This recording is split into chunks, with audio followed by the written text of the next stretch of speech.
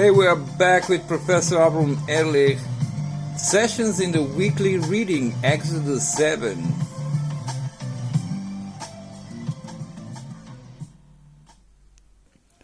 We know that Moses was a legislator, that he was the leader of his nation, but since when did he become God?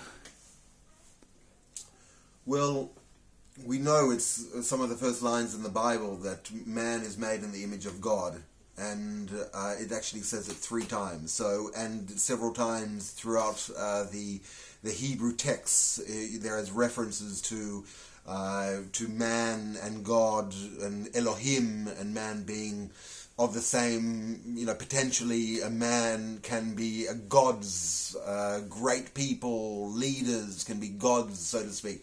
That's certainly the case today, that we almost have the abilities of gods with AI, but on the subject of Moses being a god to the Pharaoh, it seems to be because he had the word, as God spoke in the Exodus story and said, "Let there be light," and there was light.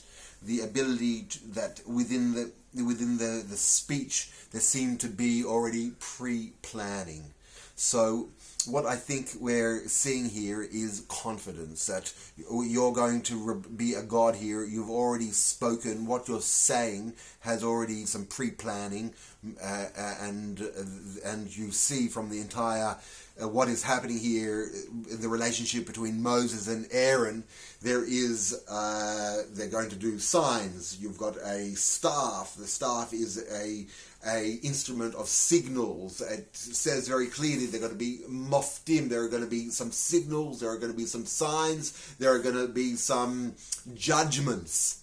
It is very much connected with language and code and procedure and chronology, and it looks like a dramatic course of events are going to happen here. And in that respect, Moses is going to be a god, and Aaron will be his prophet. He will bring down the signs and the messages and interpret them to the social circumstances of the time. So they're going to have a coordinated event here, and we're going to see what happens.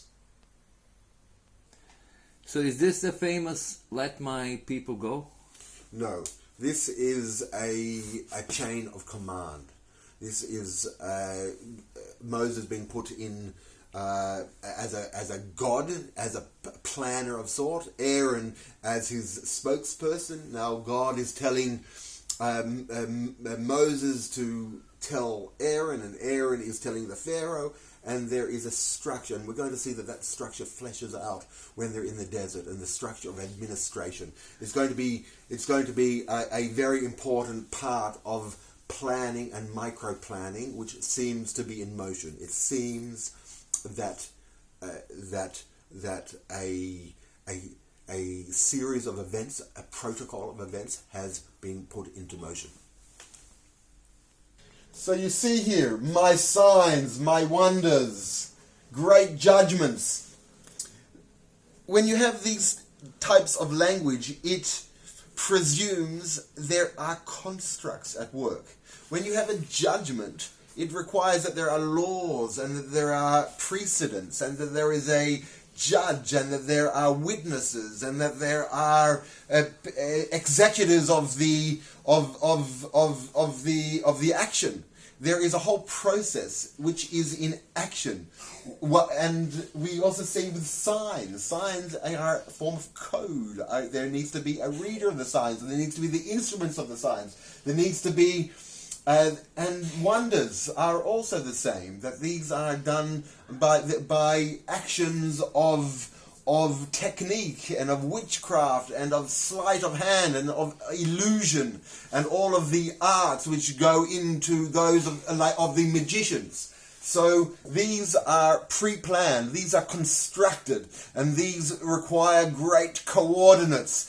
And the coordinating factor is the name, is the conjugating name of the Tetragrammaton.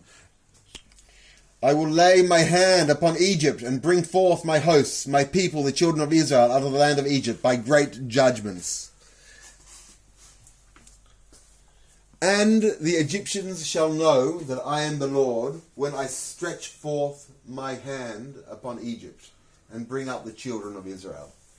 Here we read one of the penultimate descriptions of God in a metamorphic way, in giving God human attributes.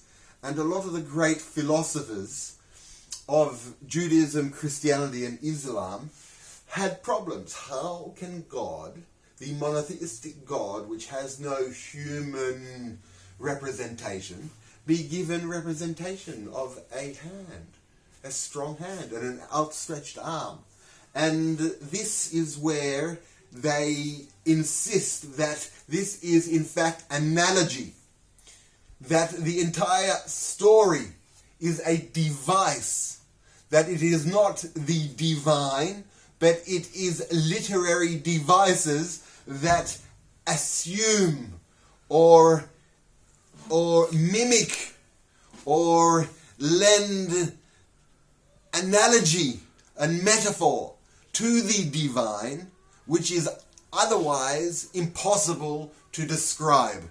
So the expression of stretching out a hand and an arm is the analogy of a process. Just like the hand and the arm extend with joints and with a whole process, so too the expressions of God over an event extend and express over a procedure.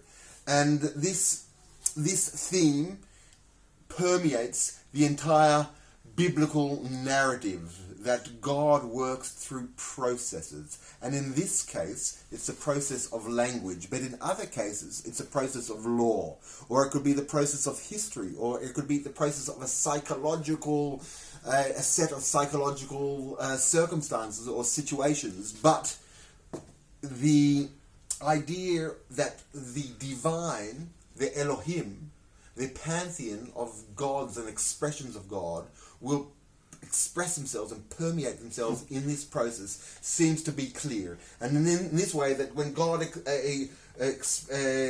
stretches his arm over Egypt, there is a plan in motion which is embedded in language and planning and in words, as is manifest in the Tetragrammaton name.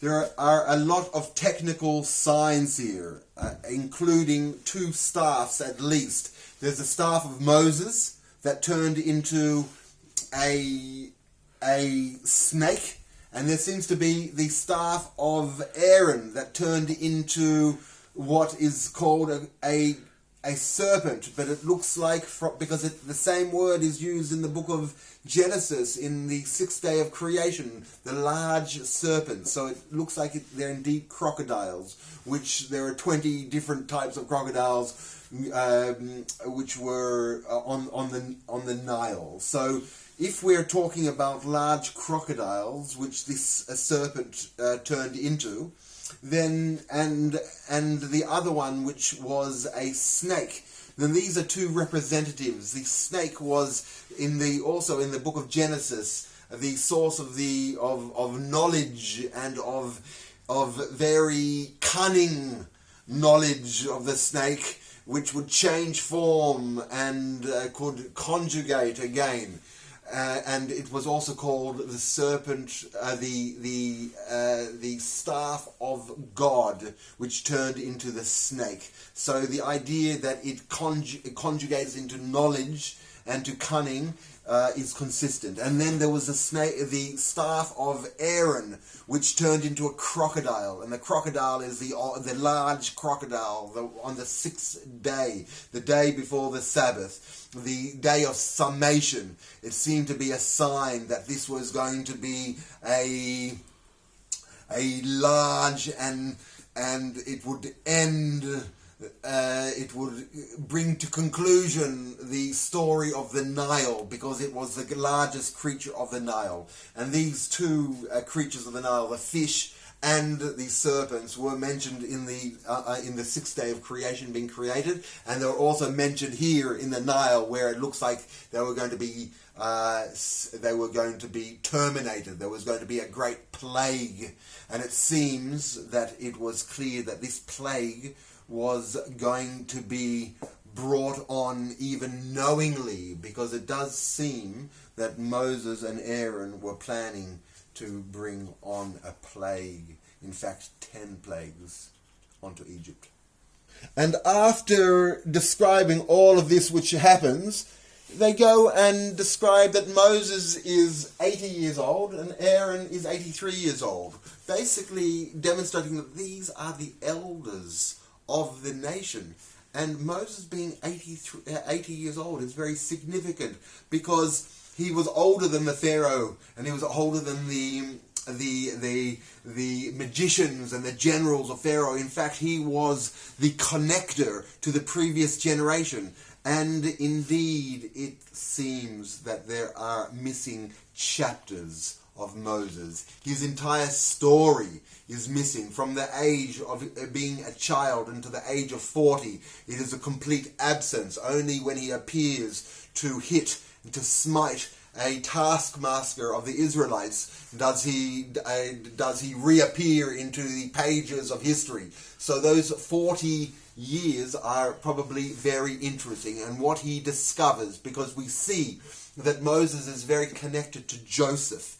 He, in fact, in the end of this story, he finds, or he takes out the bones of Joseph on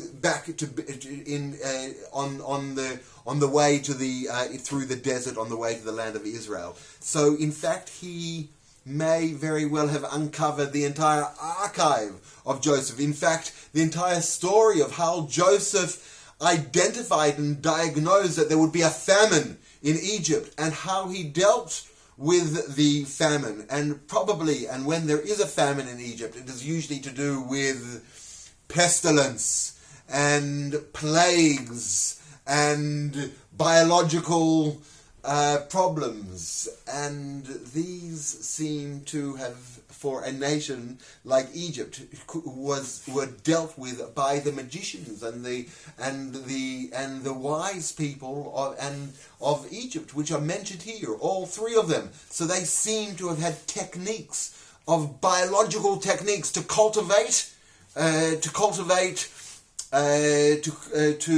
to wade off disease, and even to cultivate disease, biological germ warfare and defense. And it is very well known that the empires of the ancient Near East were employing biological warfare, and that seems to be what was happening here between Moses, between Aaron, and between the Pharaoh, and between the magicians, and between the wise people of Egypt and the word here is being used twice, in their emotions. They reproduce the two plagues that Moses and Aaron introduce.